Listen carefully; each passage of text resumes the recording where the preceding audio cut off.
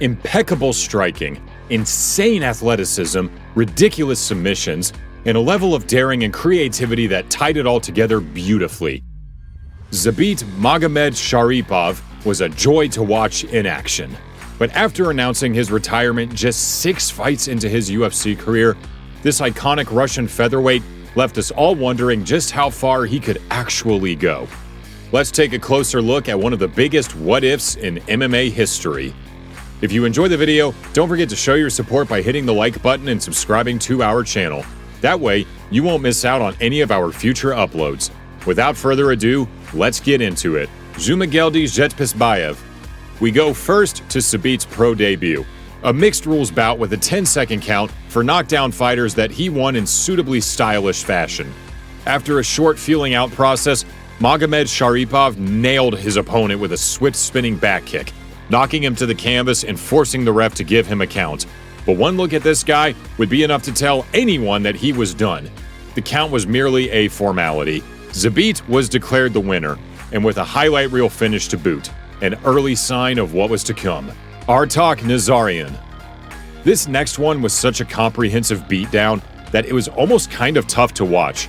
Facing a terribly overmatched opponent, Zabit went to work with his surgical striking skills. This guy clearly wanted to get the fight to the mat, using Imanari rolls to close the distance. But when Zabit started to hurt him, this dude's morale hit a real low.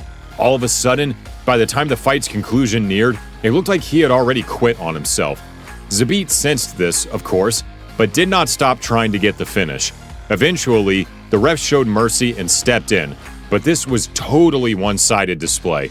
Sheikh Magomed Arapkhanov. Though he is indeed known more for his kicks, don't sleep on the raw punching power of this lanky featherweight. When he took on Sheikh Magomed Arapkhanov, Zabit's boxing was pushed to the fore as he pressured his adversary into a highly dangerous position. And when he started to let his hands go, the results were instant. One huge shot was enough to rock Arapkhanov. The next set him down, ending the fight with a clean KO win for Magomedsharipov. Valdinas Silva. This next one was the performance that got the attention of the UFC.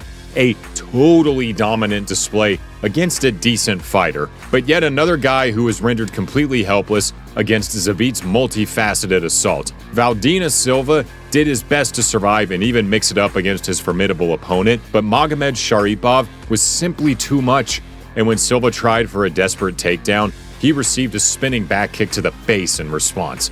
From there, it was a simple matter of clean ground and pound and dominant top position for the easy TKO. Welcome to the UFC, Zabit Magomedsharipov. Mike Santiago. Zabit, by the time the tap came, a testament to his long arms. 1-0 in a perfect debut. If you're enjoying this video so far and would like more of this content, please hit the subscribe button, as it would drastically help us out. Now, let's get back to the action. Shimon Moraes, 35 pounds. Kyle Bochniak, and won cleanly. Brandon Davis. Zabit was sitting how cheeky that was. Jeremy Stevens. More crazy strikes came with 10 contention. Calvin Kattar. The Calvin for all. But from there, in the middle of what should have been his prime as a fighter, Zabit hung up his gloves for good, retiring from the sport due to an ongoing illness, along with a desire to become a doctor. To this day, he still trains his brother Hassan as he attempts his own pursuit of worldwide renown. But for Zabit, he will no doubt always be considered one of the greatest what-if fighters to ever do it. If you enjoyed these battles as much as we liked compiling them, please subscribe and hit the like button. Trust us, you'll want to know about all the crazy stuff that's going to happen next.